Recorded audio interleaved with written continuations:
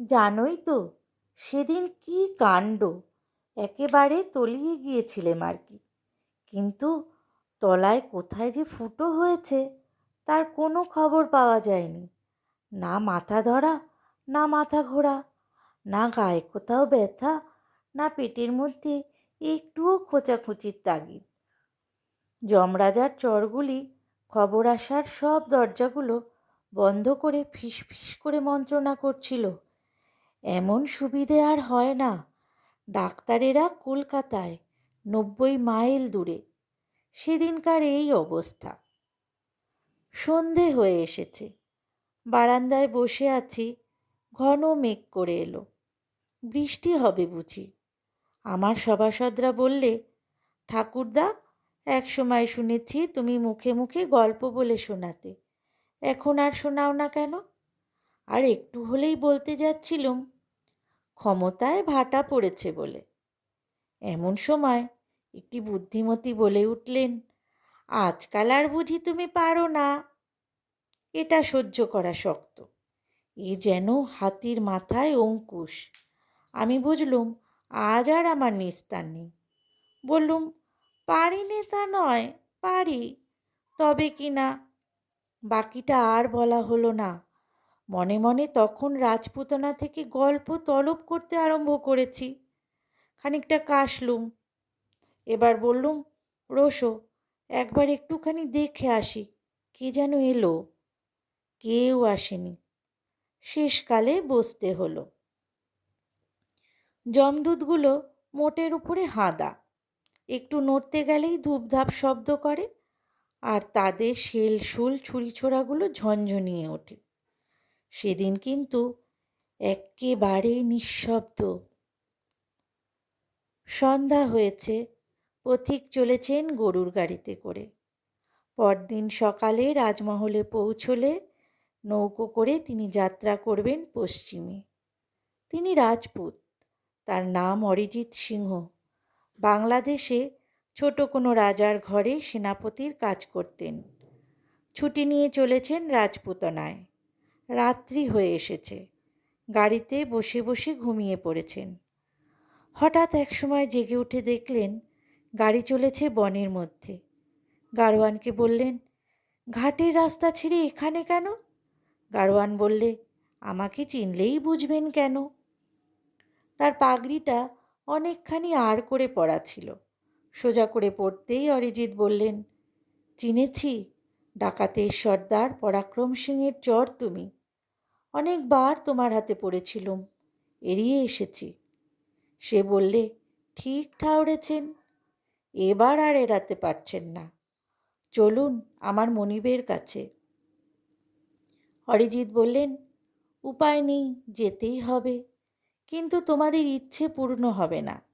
গাড়ি চলল বনের মধ্যে। এর আগের কথাটা এবার খুলে বলা যাক। অরিজিৎ বড় ঘরের ছেলে। মোগল সম্রাট তার রাজ্য নিলে কেড়ে। তিনি এলেন বাংলাদেশে পালিয়ে। এখান থেকে তৈরি হয়ে একদিন তার রাজ্য ফিরে নেবেন, এই ছিল তার পণ। এদিকে পরাক্রম সিং মুসলমানদের হাতে তার বিষয় সম্পত্তি হারিয়ে ডাকাতের দল বানিয়েছিলেন। তার মেয়ের বিবাহের বয়স হয়েছে, অরিজিতের সঙ্গে বিবাহ হয়, এই ছিল তার চেষ্টা। কিন্তু জাতিতে তিনি অরিজিতের সমান দরের ছিলেন না। তার ঘরের মেয়েকে বিবাহ করতে অরিজিৎ রাজি নন। রাত্রি ভোর হয়ে এসেছে, তাকে পরাক্রমের দরবারে এনে দাঁড় করালে পরাক্রম বললেন, ভালো সময়েই এসেছ, বিয়ের লগ্ন পড়বে আর 2 দিন পরে। তোমার জন্য বরসজ্জা সব তৈরি। অরিজিৎ বললেন, অন্যায় করবেন না, সকলেই জানে আপনার গোষ্ঠীতে মুসলমান রক্তের মিশেল ঘটেছে। পরাক্রম বললেন, কথাটা সত্য হতেও পারে। সেই জন্যেই তোমার মতো উচ্চকুলের রক্ত মিশেল করে আমার বংশের রক্ত শুধরে নেবার জন্যে এতদিন চেষ্টা করেছি। আজ সুযোগ এলো। তোমার মানহানি করব না, বন্দি করে রাখতে চাই নে, ছাড়া থাকবে। একটা কথা মনে রেখো, এই বন থেকে বেরোবার রাস্তা না জানলে কারোর সাধ্যি নেই এখান থেকে পালায়। মিছে চেষ্টা করো না, আর যা ইচ্ছা তাই করতে পারো। রাত্রি অনেক হয়েছে, অরিজিতের ঘুম নেই। বসেছেন এসে কাশিনী নদীর ঘাটে বটগাছের তলায়। এমন সময় একটি মেয়ে, মুখ ঘোমটায় ঢাকা, তাকে এসে বললে, আমার প্রণাম নিন। আমি এখানকার সর্দারের মেয়ে। আমার নাম রঙন কুমারী। আমাকে সবাই চন্দনী বলে ডাকে। আপনার সঙ্গে পিতাজি আমার বিবাহ অনেক দিন থেকে ইচ্ছা করেছেন। শুনলেম আপনি রাজি হচ্ছেন না, কারণ কি বলুন আমাকে? আপনি কি মনে করেন আমি অস্পৃশ্য? অরিজিৎ বললেন, কোনো মেয়ে কখনো অস্পৃশ্য হয় না, শাস্ত্রে বলেছে। তবে কি আমাকে দেখতে ভালো নয় বলে আপনার ধারণা? তাও নয়, আপনার রূপের সুনাম আমি বহু দূর থেকে শুনেছি। তবে আপনি কেন কথা দিচ্ছেন না? অরিজিৎ বললেন, কারণটা খুলে বলি। করঞ্জরের রাজকন্যা নির্মল কুমারী আমার বহুদূর সম্পর্কের আত্মীয়া। তার সঙ্গে ছেলেবেলায় একসঙ্গে খেলা করেছি। তিনি আজ বিপদে পড়েছেন। মুসলমান নবাব তার পিতার কাছে তার জন্যে দূত পাঠিয়েছিলেন।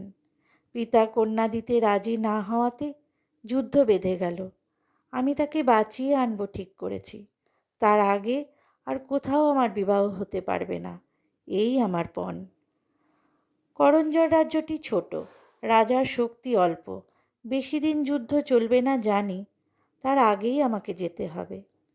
চলেছিলাম সেই রাস্তায়, পথের মধ্যে তোমার পিতা আমাকে ঠেকিয়ে রাখলেন।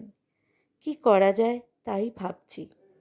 মেয়েটি বললে, আপনি ভাববেন না, এখান থেকে আপনার পালাবার বাধা হবে না। রাস্তা আমি জানি।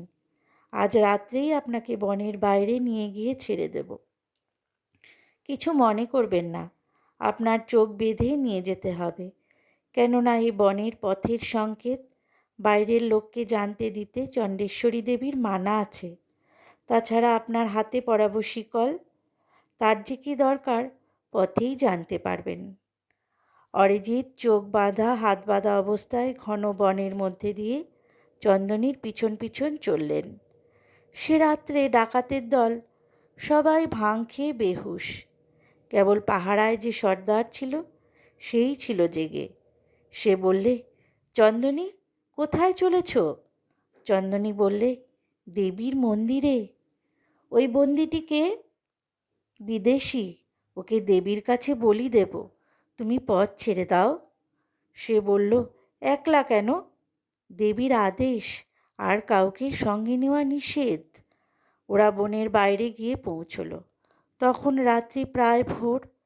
চন্দনী অরিজিৎকে প্রণাম করে বললে, আপনার আর কোনো ভয় নেই। এই আমার কঙ্কণ, নিয়ে যান, দরকার হলে পথের মধ্যে কাজে লাগতে পারে। অরিজিৎ চললেন দূর পথে। নানা বিঘ্ন কাটিয়ে যতই দিন যাচ্ছে ভয় হতে লাগলো, সময় মতো হয়তো পৌঁছতে পারবেন না। বহু কষ্টে করঞ্জর রাজ্যের যখন কাছাকাছি গিয়েছেন, খবর পেলেন যুদ্ধের ফল ভালো নয়। দুর্গ বাঁচাতে পারবে না। আজ হোক কাল হোক মুসলমানেরা দখল করে নিতে পারবে, তাতে সন্দেহ নেই। অরিজিৎ আহার নিদ্রা ছেড়ে প্রাণপণে ঘোড়া ছুটিয়ে যখন দুর্গের কাছাকাছি গিয়েছেন, দেখলেন সেখানে আগুন জ্বলে উঠেছে। বুঝলেন মেয়েরা জহর ব্রত নিয়েছে, হাড় হয়েছে, তাই সকলে চিতা জ্বালিয়েছে মরবার জন্যে। অরিজিৎ কোনো মতে দুর্গে পৌঁছলেন। তখন সমস্ত শেষ হয়ে গিয়েছে। মেয়েরা আর কেউ নেই। পুরুষরা তাদের শেষ লড়াই লড়ছে। নির্মল কুমারী রক্ষা পেল, কিন্তু সে মৃত্যুর হাতে, তার হাতে নয়। এই দুঃখ। তখন মনে পড়ল চন্দনী তাকে বলেছিল, তোমার কাজ শেষ হয়ে গেলে পর তোমাকে এইখানেই ফিরে আসতে হবে। সেজন্য যত দিন হোক আমি পথ চেয়ে থাকব। তারপর 2 মাস চলে গেল। ফাল্গুনের শুক্লপক্ষে অরিজিৎ সেই বনের মধ্যে পৌঁছলেন। শাঁখ বেজে উঠল, সানাই বাজল, সবাই পরল নূতন পাগড়ি লাল রঙের, গায়ে ওড়ালো বাসন্তী রঙের চাদর। শুভ লগ্নে অরিজিতের সঙ্গে চন্দনীর বিবাহ হয়ে গেল। এই পর্যন্ত হলো আমার গল্প। তারপরে বরাবরকার অভ্যাস মতো শোবার ঘরের কেদারায় গিয়ে বসলুম। বাদলার হাওয়া বইছিল, বৃষ্টি হবে হবে করছে। সুধাকান্ত দেখতে এলেন দরজা জানালা ঠিকমতো বন্ধ আছে কিনা। এসে দেখলেন আমি কেদারায় বসে আছি। ডাকলেন, কোনো উত্তর নেই। স্পর্শ করে বললেন, ঠান্ডা হাওয়া দিচ্ছে, চলুন বিছানায়। কোনো সাড়া নেই। তারপরে 64 ঘন্টা কাটল অচেতনে। দিন খাটুনির শেষে বৈকালে ঘরে এসে আরাম কেদারা যদি মেলে, গল্পটি মন গড়া, কিছু বা কবিতা পড়া, সময়টা যায় হেসে খেলে। হেথায় শিমুল বন, পাখি গায় সারাক্ষণ, ফুল থেকে মধু খেতে আসে। ঝোপে ঘুঘু বাসা বেঁধে সারাদিন সুর সেধে আধো ঘুম ছড়ায় বাতাসে। গোয়াল পাড়ার গ্রামে মেয়েরা নদীতে নামে, কলরবাসী দূর হতে চারিদিকে ঢেউ তোলে, বটছায়া জলে দোলে, বালিকা ভাসিয়া চলে স্রোতে। দিয়ে জুই বেল জবা, সাজানো সুরেত সভা, আলাপ প্রলাপ জেগে ওঠে, ঠিক সুরে তার বাধা, মূল তানে তান সাধা, গল্প শোনার ছেলে জোটে।